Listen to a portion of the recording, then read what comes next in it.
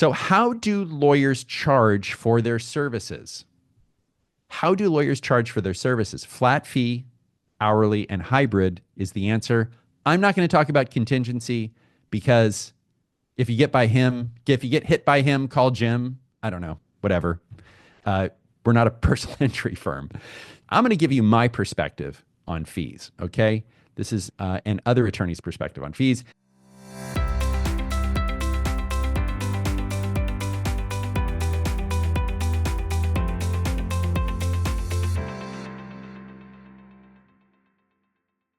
Disclaimer, I'm a lawyer.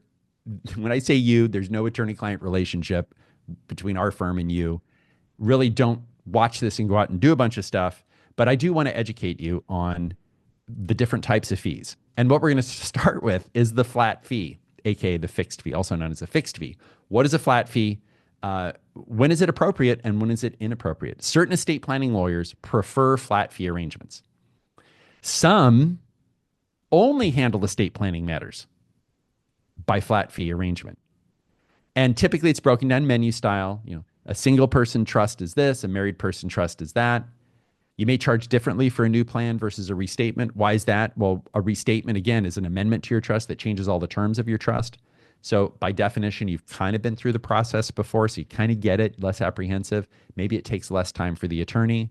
Maybe the attorney's discounting the restatement because even though it's the same amount of work, the client says, wait a minute, I did this estate plan 8 years ago, and yeah, I've had 3 kids in the meantime and been remarried, and I need to update my estate plan. But why does it cost more than when I did my estate plan 8 years ago? And the answer is because it takes the same amount of time and prices have gone up. But a lot of consumers, they think, well, I already did this. Why am I getting charged even more than when I did it the first time? Because it's like you're buying a new car. It's like, well, I already bought a car. I'm getting a new car. Well, it's because it's a new car, okay? New service offering for you. So that's why you might see attorneys charging differently for new plans versus restatements. In our firm, we charge, it's the same because we go off how much time is this going to take us as lawyers. There might be add-ons for more complex structures and trusts, and these would be a bypass trust, aka the B trust, right? Continuing trust, special needs trust. Deeds that transfer real estate to property typically are charged separately, and a flat fee may be inappropriate. And we're going to talk about why and when a flat fee may be inappropriate. And so what are the going rates for flat fee estate planning? I would say $2,500 to $8,000. These are at the solo and 2-person shops that I would say focus on generic, less customized estate planning. And, you know, I would say a lot of people are charging 2 to 5 or 3 to 5 or 6 to 8 or 4 to 6. It seems to be like a $2,000 bracketed range that kind of slides up and down between the $2,500 and the $8,000. And again, we've covered this in other videos. It's, you know, somebody on the peninsula, right south of San Francisco, Menlo Park is going to charge more than somebody in Bakersfield. Why? Because your rent is $6.50 a square foot in Menlo Park, and it's $1 a square foot in Bakersfield. You're paying people 2 times your staff. You're going to pay them probably 2x in the San Francisco Bay Area than you will in Bakersfield, and that's why the fees are 2x, right? That's why they're twice as much. So this is very important, only lawyers can quote legal fees under California law. And here's the problem with like posted, published flat fees. There's a real, I think there's a reticence on a lot of lawyers' parts to post those fees because you're effectively quoting a legal fee. Only a lawyer can do that. And that is, quoting a fee is an act of legal advice, is rendering legal advice. How much should this fee be? So that's why you don't see fees posted on our website, because we believe it is not ethical for a non-lawyer to quote a fee, even a flat fee. So one law firm, preparing for this video, one law firm offers estate plans that fall into this range, the 2 to 8,000. And these are the parameters. So if there's a flat fee, sometimes you'll see the parameters: 2 attorney consultations, 1 revocable trust, 1 trust synopsis, 1 pour-over will, 1 durable power of attorney for finances, 1 advanced healthcare directive, preparation, recording of 1 deed to transfer property, a trust binder, and required witnessing of notary fees. That's included a flat rate. I would say boutique firms, broadly speaking, are going to be in the $5,000 to $15,000 range. So this is the flat fee solo people may not be able to cover, and we'll see this in the next slide, some other stuff that might come up. And a lot of those people end up at the boutique firm. And these firms focus on highly tailored, customized multi-generational estate plans and wealth protection. So it's kind of like the difference between getting a pair of sweats and going and getting a tailored suit, right? It's different. Okay, they're both pieces of clothing, they're both garments, but this tailored suit is, you're not going to show up to a court or a wedding in a sweatsuit. I mean, you might show up at a wedding in a sweatsuit, I guess, if that's the dress code. You're going to show up in a suit. You're going to show up in a tailored suit. So it's kind of in that vein. So what's missing on a flat fee? Well, what if you need more than 2 meetings? How long are the meetings? What if your spouse is an engineer? I love engineers. Okay, but if your spouse is an engineer, your spouse is going to have a lot of questions. And how long do you think those 2 meetings are going to be? Really long. Okay. And I can tell you the flat fee attorney is going to drive that flat fee attorney nuts when that engineer says, well, I've got these 28 questions and I'm going to sit down and you said we had 2 meetings. So this second meeting is going to be 4 hours. I've had those. We used to do flat fee. It's one reason we don't do flat fee much. We do some flat fee. What if you have more than one property? What if you want to make a change to an existing living trust? How's that work with the flat rate? What if you have a blended family? You're like the Brady Bunch. Does that really work in the flat rate structure? The answer is no. It just doesn't. What if you have 5 properties or 50? One of our clients has 450. It's a lot of work. What about asset protection? I would say most of the flat fee shops are not really into asset protection. They're not going to talk about it. Are you concerned about your future ex-sons-in-law or future ex-daughters-in-law?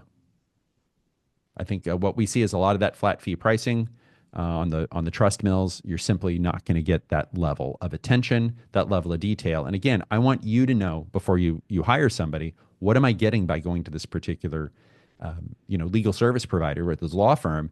Am I going to get asset protection? You might ask them before you go in, hey, I want asset protection. I want to protect this inheritance from future ex-sons-in-law and future ex-daughters-in-law. How's that going to work? And it is not enough for that child to inherit the property and say, oh yeah, it's my separate property, it's fine. Because I hear a lot of people say that, a lot of lawyers say that. They're completely ignoring the concept of transmutation. So if your son or daughter inherits from you and later says to their spouse, this is really community property, and maybe spend some money out of there on a community expense, that entire account can be deemed community property. It takes one family law judge to say, yeah, that was a transmutation. I'm going to believe the divorcing spouse, right? So here's an example of a flat fee arrangement. Abel and Baker hire a lawyer to create a revocable trust with wills, durable powers of attorney, advanced healthcare directives, other documents. The flat fee is $7,970 and includes all of the above documents, consultations with the lawyer, notary, recording, and other miscellaneous fees. Baker asks about selling real estate and avoiding taxes. Well, the lawyer looks blankly at Baker, saying such advice is outside the scope of representation, should be handled by another lawyer. Abel and Baker complete their estate plan, and the lawyer never sends Abel and Baker an itemized bill. That is a flat fee arrangement. If you want something else when you're doing estate planning, which is probably 99% of the time, your flat fee shop many times will not help you. And if they do, you would say, well, just bill me hourly. A lot of firms don't bill hourly. And if they don't bill hourly, it's going to be really hard for them to help you on a matter like this because they just don't have the tooling to help you. Maybe they don't have the software to track their time and send you a bill, right? It's just so out of the scope of what they're doing. You just need to know that. So if that's you, if you're going to be selling property and you have some tax questions and you're trying to go to one of these trust mills, you may be in for a disappointment because you're not going to have your question answered. Pros and cons from the client's perspective: cost transparency. Obviously, the exact cost is disclosed up front. This eliminates uncertainty, predictability. I'm going to spend $5,000, $7,000, $3,000, $15,000 for estate planning, whatever the number is, that is, and there's going to be no surprises. I would say there's perceived value. There's a sense that you're getting a comprehensive service and not getting nickel and dimed. I understand that. The incentive alignment, you can remove this sort of false perception that clients drag work out simply to increase billable time. Of course, the cons from the client's perspective is a one-size-fits-all perception, and I think this is a correct perception. Many times flat fee estate planning from the shops that are not doing customized estate planning, the concern is the lawyer is running a trust mill and not tailoring the plan specific to the needs because of the constraint of the fixed fee. If someone is charging $4,500 for an estate plan, they're going to give you the estate plan that's kind of in their form book. If you say, gee, well, I'd like to leave this to here and I've got that, there, and you might get a little pushback, and they say, well, we're going to have to increase your fee because it's more time, because it's not following within our predefined path. Hidden costs, the add-ons for services that aren't included in the flat fee can result in the plan being expensive. So what do I mean by a hidden cost? Well, funding is a big one, right? Many of these flat fees, certainly if they're charging less than 5,000, you are not getting funding, right? You are not getting meaningful assistance on transferring assets to your trust. You might get one deed, but you're not going to get help for retirement accounts, with bank accounts, the whole litany of other accounts that is typically outside of the scope of a flat fee arrangement. Sticker shock, okay? Upfront high flat fees can deter clients even if there's good value for the service. So someone would say, gee, 8,000. Well, what if I pay you a retainer of 5,000 and you charge me hourly? We'll talk about that.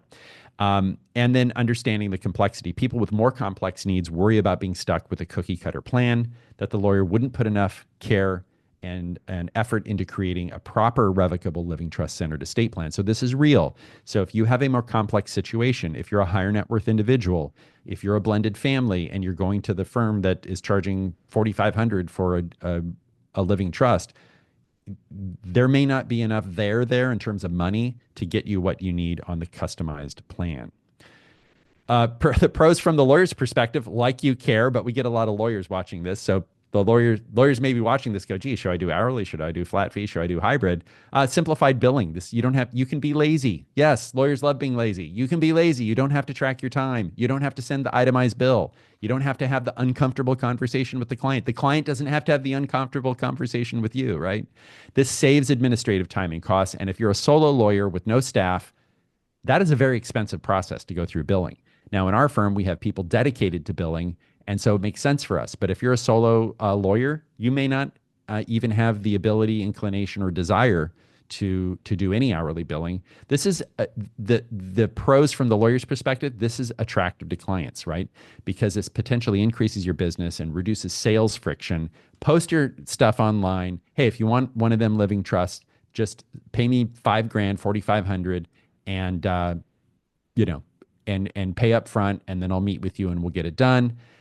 Focus on quality, not time. Lawyers focus on delivering value without worrying about the hourly billing constraints. I think if you're the lawyer, not really paying attention to business, if you're a lawyer and do not track your time, I think it's a big mistake, because you are fundamentally not tracking your cost. So any responsible business owner tracks their cost. Your time is a cost center, right?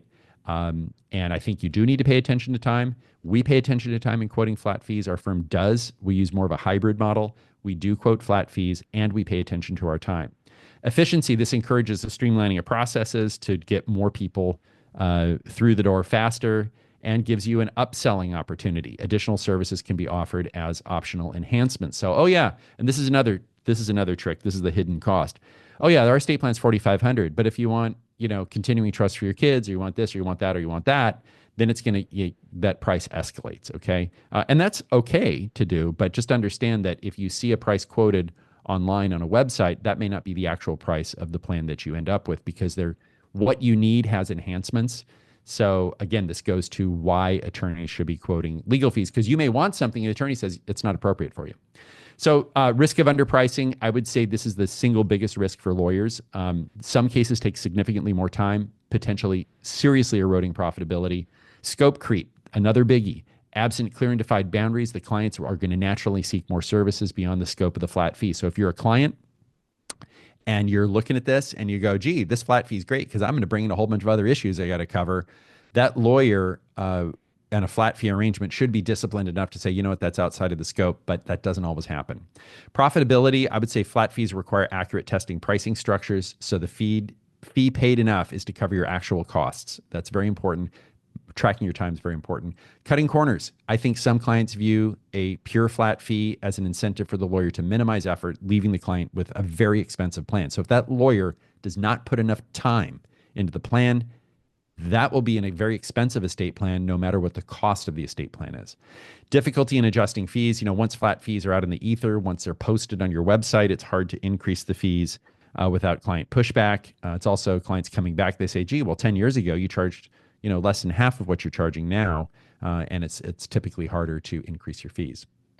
Let's talk about the hourly fee. What is an hourly fee? Well, the hourly fee, I would say rates vary for estate planning.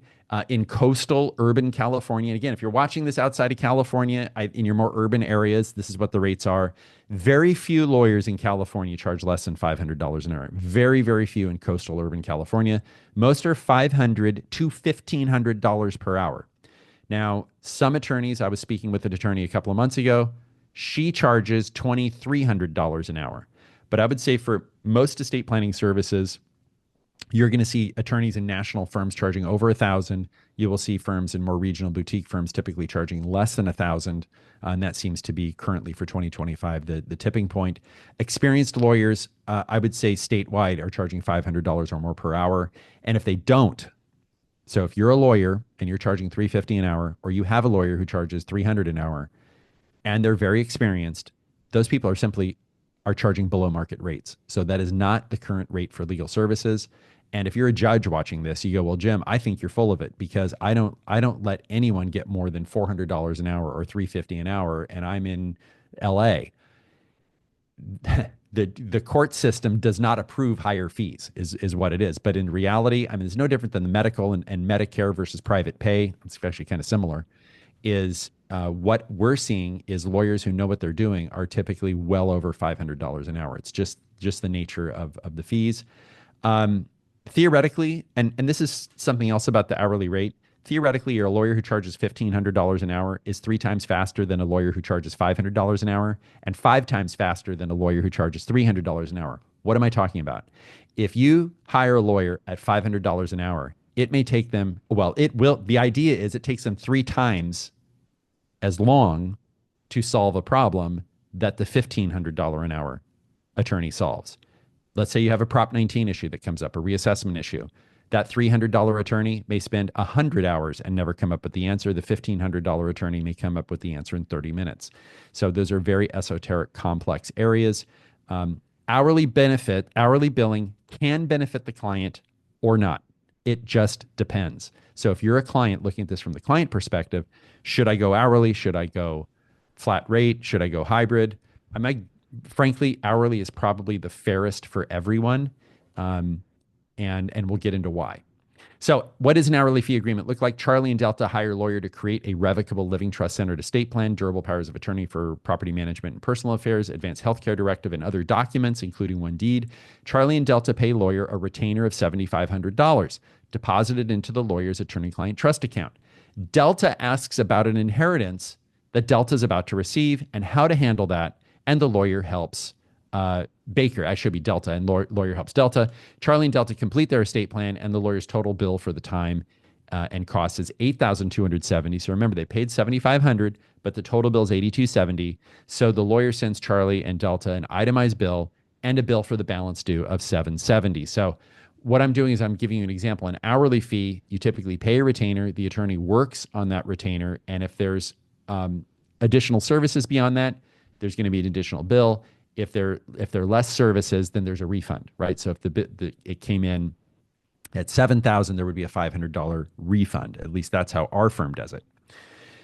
Hourly fees, the pros from the client's perspective: flexibility. Clients pay for the time spent on specific needs, and that's appealing for straightforward or limited scope work, right? Estate plan, limited scope. It's flexible. It's going to take a long time or it's not. I have a question about a tax question on sale of real estate. Help me with this. Customization. Clients typically get a more tailored estate plan, since a lawyer can spend time addressing unique issues and questions without being constrained by the fixed price model. So that lawyer on a fixed rate, no matter how much time they spend, they're going to get paid. I'm just telling you, there's a human inclination not to spend the time. Value-based evaluation. Clients can assess the worth of the work based on the time and effort, especially for complex cases. The more complex your case, the more time the lawyer's going to spend, the higher the fee. It's just how it is. And if you say, well, gee, I have a complex situation, but I don't pay retail on anything, and I'm really tough on fees, and I'm going to stick it to the lawyer, that works for about 5 minutes with lawyers. And again, you have to put this in the context of declining population of lawyers. You're having estate planning attorneys who are exiting the practice at the time when there's a surge in demand. People will not put up with rude clients. So I would really encourage you not to be a rude client. And I know if you're watching this video, you would never be a rude client, right? But I would really encourage you to please be nice to your lawyers, because you get more with, as they say, you get more with honey than you do vinegar. Detailed billing. Clients may appreciate the breakdown of time spent on the creation of their revocable living trust centered estate plan. That would be me. I would appreciate that. What did you do? The cons from the client's perspective, there is uncertainty. The client, it may worry about the costs in the absence of a clear good faith estimate. So like, this is the estimate. And in our firm, we say, this is the estimate. This is what we think it's going to take. It could take longer depending on what happens. Okay. Anxiety over time charges. Client hesitates to communicate or ask questions for fear of increasing fees, even if they're necessary. Perceived misalignment. The client feeling that the hourly billing incentivizes the lawyers to take longer to complete tasks. They're just going to drag their feet. Why should I pay for that? I get it. That is a con. Unpredictability. It's difficult for the client to budget for estate planning when the ultimate fee is uncertain. That's where a good faith estimate really comes in. The pros from the lawyer's perspective is fairly compensated. You're paid for your time. Adaptable. If the matter becomes complex, lawyers can spend the necessary time to handle a unique or challenging aspect without worrying about undercharging, right? Not charging enough money. Transparency and effort. The itemized billing demonstrates the client's time and effort, and no scope creep. No scope creep that you're not getting paid for. Additional client requests increase the billed time, so the lawyer isn't working for free. That really makes sense. So on a more complex case, there typically are extra things that pop up. Cons from the lawyer's perspective. It's a pain in the neck. Administrative burden. Tracking your time is a pain. If you're a lawyer and not tracking your time, I think you're making a serious mistake. You need to track your time on everything. You need to track your costs. Invoicing clients is soul-sucking for lawyers. I do not know one lawyer in 30 years of practice that says, Jim, I love hourly billing and I'd love to send out invoices. It does increase the overhead. And if you're a client, know that the lawyer likes it almost as much as you don't like it. And the only difference is you're paying the bill, right? You're writing the check. The attorney had to put their time in there. Client pushback. Bill disputes or questions questioning need for the time spent. So it's like, did you really have to spend 2 hours on that? I think you could have spent 15 minutes. And these are the kind of questions that people, kind of get as lawyers. Negative perception. The cure for lawyer inefficiency is overbilling. So people, they're just going to overbill. Less predictable revenue. Forecasting matter revenue is harder compared to flat fee pricing because the hours vary by client and project. So that's just an internal lawyer business thing.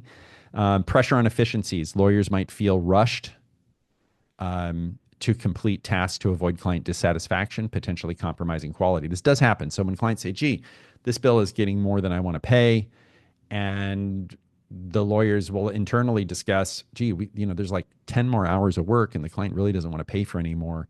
That's very stressful on the lawyer because not only do we have personal liability, but we also want to do a good job. I mean, this is a business to consumer practice. We are meeting with human beings. We're not dealing with faceless insurance companies, and we care about our clients, right? And so we want to make sure that we do a good job. And it's very hard when the client says, yeah, I agree with you. You need to get this done. Or maybe they don't agree, but they're just not going to pay for it. And that's where the attorney, that's when you get those letters that say, well, we recommended this and you're not authorizing me to do this certain thing. That you should take that as a warning. And that's something the attorney is writing so that if the attorney is sued in the future, they've got something that they can give a jury or a judge saying, look, I knew this needed to happen. This person didn't let me do it because they weren't willing to pay for it. So just bear that in mind.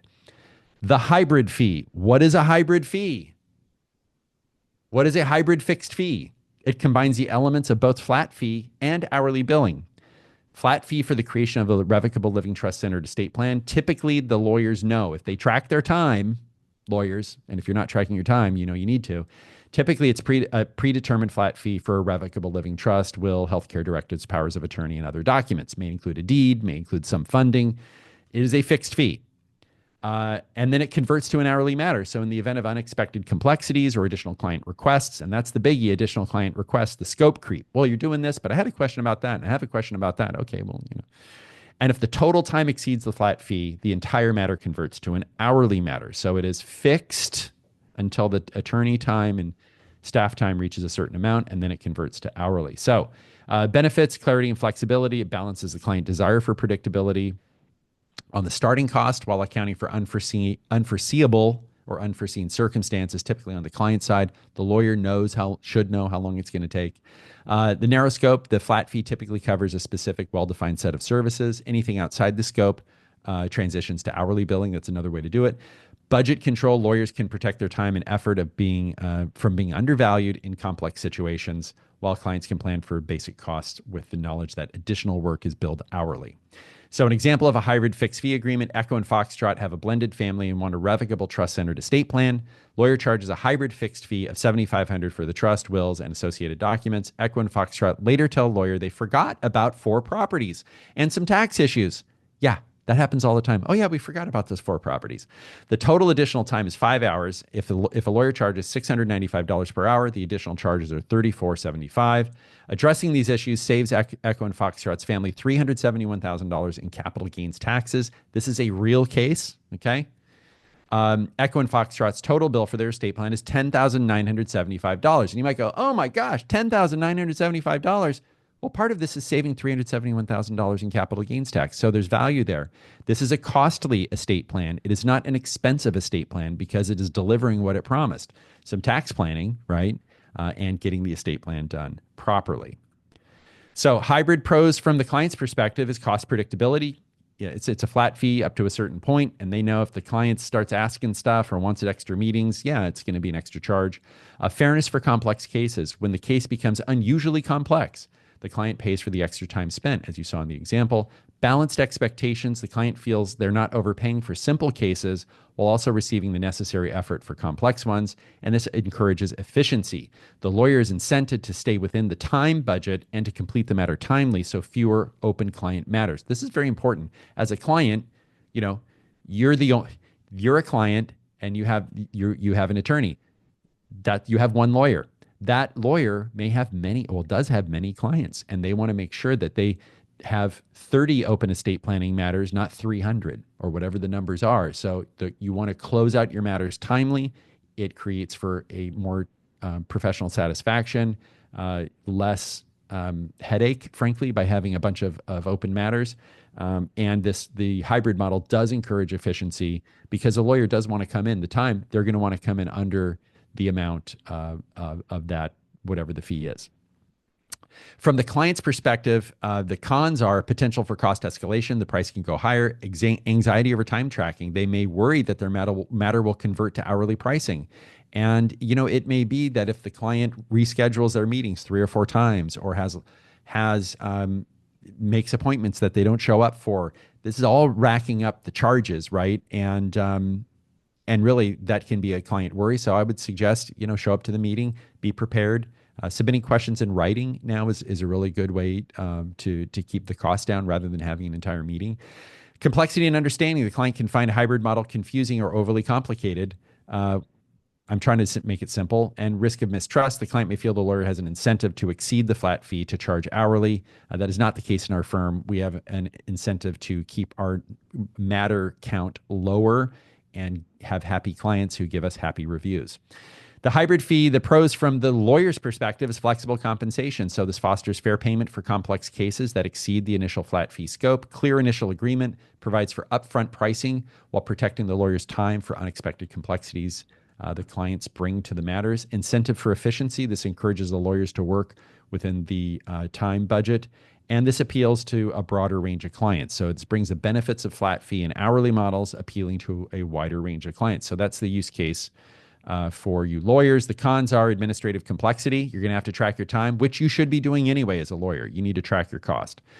Client pushback. Clients may dispute when and why the flat matter becomes hourly. That's obvious. Setting flat fee and tracking the threshold for hourly conversion can be functionally complex and difficult. You have to have pretty decent software to do that. And then pricing risk. Misjudging the scope of work can lead to unmet client expectation. So if you're consistently going over your hybrid fixed fee, that's really disingenuous billing model. You might want to up your fee. If it's taking you more time, you got to up that flat fee because you don't want every single one of these going over. These should be exceptional cases where there is added complexity or unforeseeable circumstances. So this brings us to the end of our materials here. I want to thank you for watching today. We have office locations in Northern and Southern California. And what should you expect when you call or schedule online? Let us know if you want to update or create an estate planning document or estate plan, or if someone has passed away. So that's the fork in the road. Tell us your estate planning and tax goals. Don't ask for pricing. How much is this going to cost me? We have videos on that. Only lawyers can quote legal fees. Our lawyers are not answering the phone. Don't ask for legal advice. Only lawyers can give legal advice. And the goal of the call is to set an appointment with a lawyer or not, right? So that's the goal of that call. Please subscribe to our YouTube page. Very easy, and we appreciate your subscription. And next webinar is hidden taxes when you inherit: income, capital gains, property taxes, generation skipping, and inheritance taxes, January 9th, 2025 at 12 p.m. Pacific time. And we will open it up for questions. If you're watching this on YouTube, please keep watching because another video is going to magically roll right after this one.